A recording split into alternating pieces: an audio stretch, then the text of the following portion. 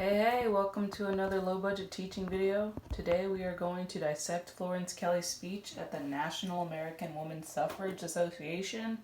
And this video is brought to you by green beans and black beans, apparently. Okay, so taking a look at this, I'm just gonna show you my annotated copy because I'm pretty sure the last video where you just watched me annotate was super boring. So the first thing I'm going to assume is that you have already read the speech. If you did not, you need to pause the video and do that. That way you're not lost when I'm just explaining where all the rhetorical devices are. Alright, so we are going to start at the top as per usual. Read left to right, top to bottom. That's usually how reading goes.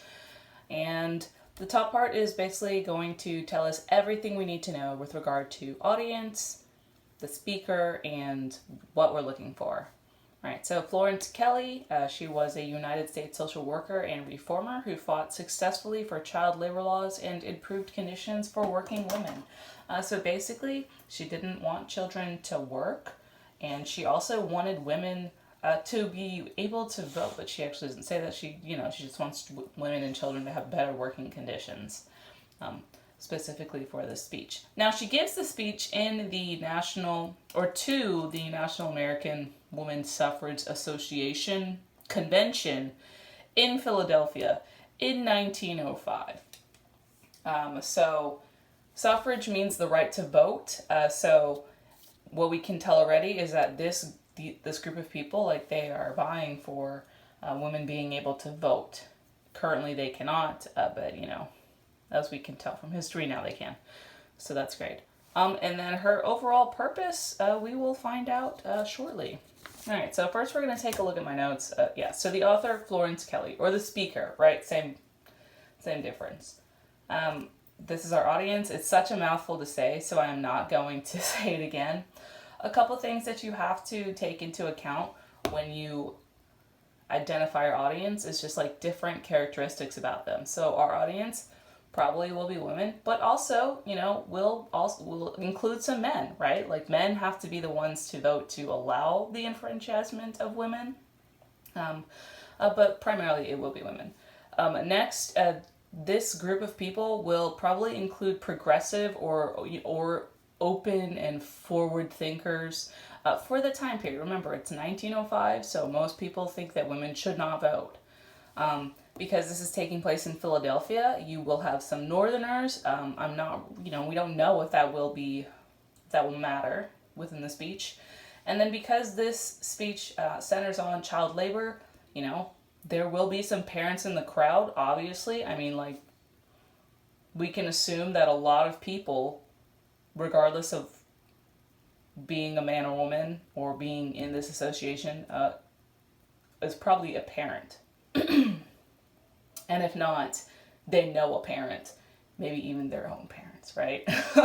And then the purpose, Kelley wants women to be able to vote, but really she wants to abolish child labor and just give women better working conditions overall. So as usual, we are looking for the 3 rhetorical devices that help convey Kelley's purpose. And what's her purpose? This right here. And that will become pretty obvious as I go through and identify things. All right, so now going back to the speech, I tried to organize it in a different way. So everything that's orange is just associated to whatever I write on the right-hand side, and everything that's purple is on the left-hand side. And I tried to make it color coordinated and easy to understand. So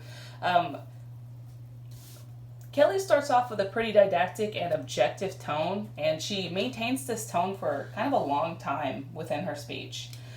So didactic is basically like teaching. It's almost teaching in a condescending way, but it doesn't necessarily have to mean that.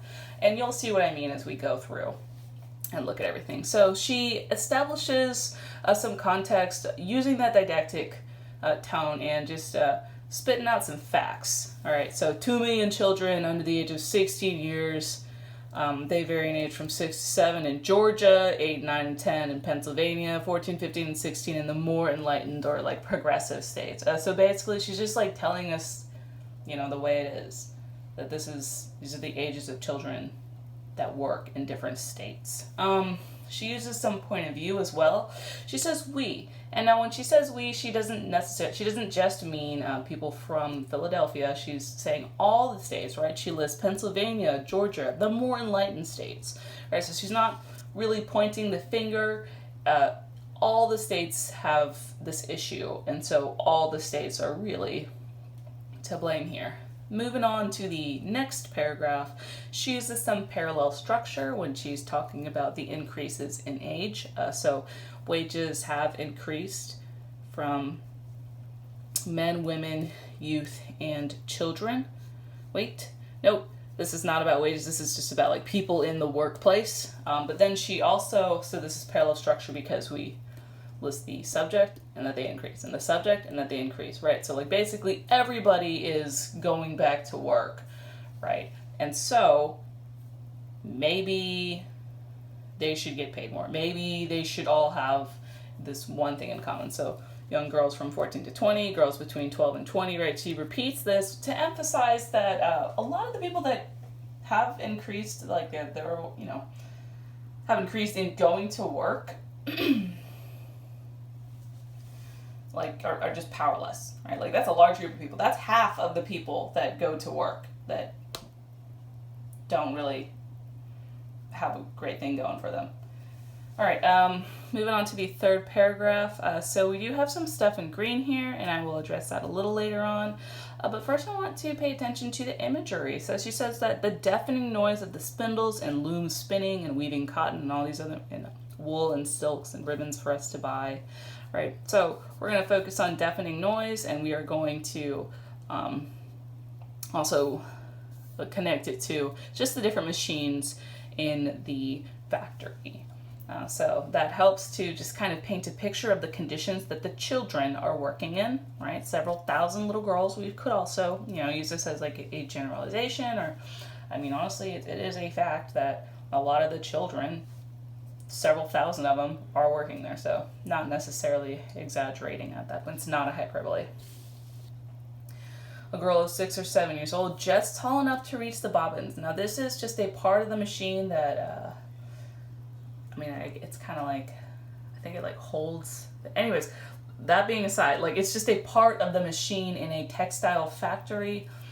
So I'm going to go ahead and assume that it's not very tall if a girl of 7 or 6 years old is just tall enough to reach it, right? So you have children working with adult machinery, right? That's some intense imagery. They are working in really loud conditions, lots of moving parts. Probably not a great place to be if you're tiny.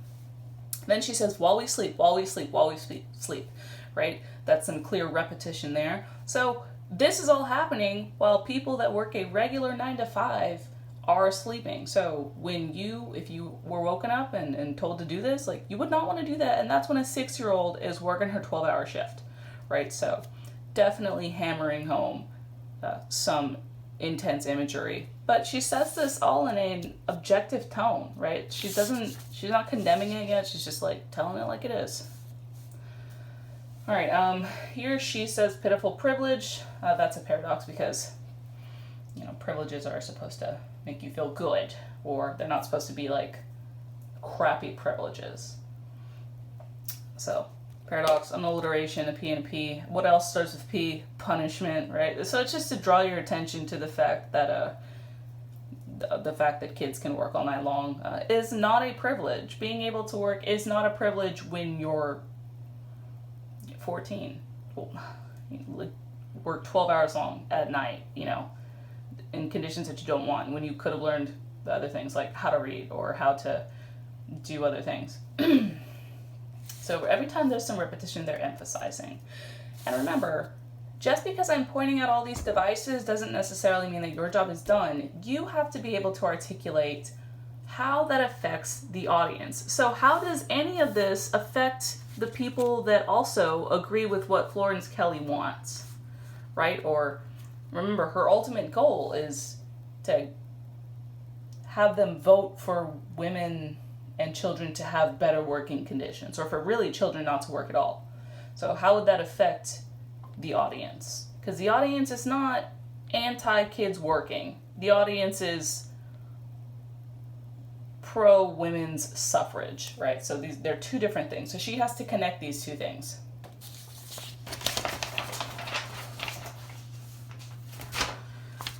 Here she spits out a couple more laws, right? So she's just using some logos, which is just a logical appeal. She's just saying facts, that it's lawful for kids to work 12 hours and it doesn't violate any laws in Pennsylvania, that the Commonwealth is just the government of Pennsylvania. That's just how they refer to it.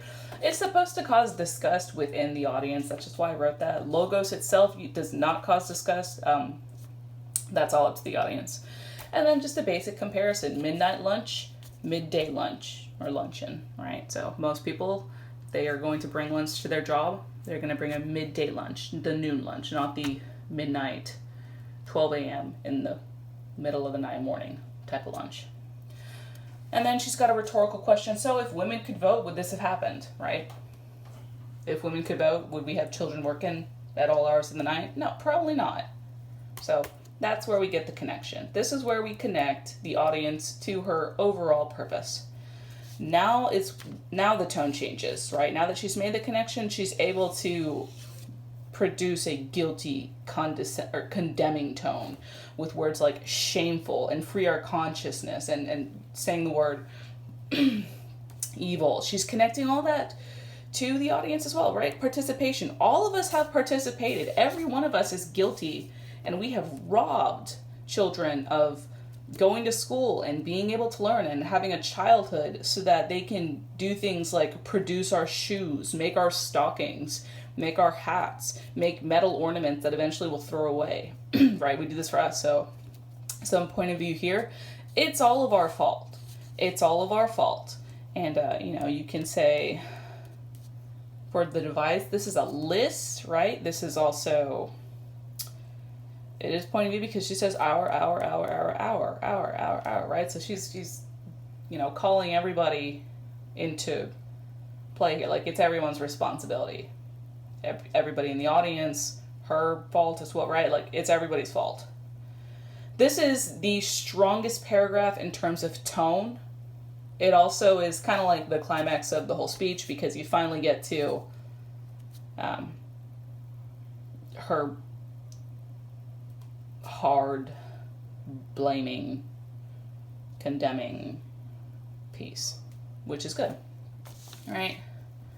The point of view kind of extends, right? We do not wish, we would prefer our work, right? That it feels bad. It feels bad to force a kid to work 12 hours at night to make, a hat for you, right? She kind of lightens her tone up. She's not as angry. She doesn't sound vengeful now. She just sounds passionate. Like, how can we stop this?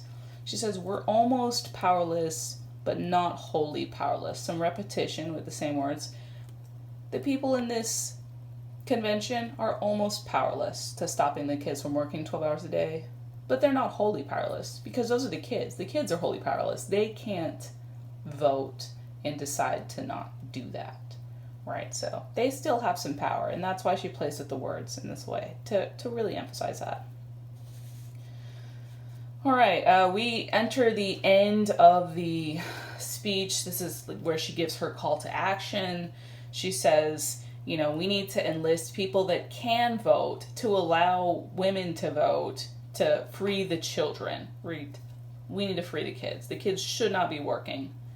And she even says, what can we do to free our conscience, right? She doesn't say, what can we do to help the children, right? So some word choice. She's not emphasizing, let's free the kids. She's emphasizing, let's free ourselves. Let's rid this heavy, burdensome, sickening gut feeling that we now feel because the reason we wanted buttons or the way we got buttons is that some kid had to work a long time.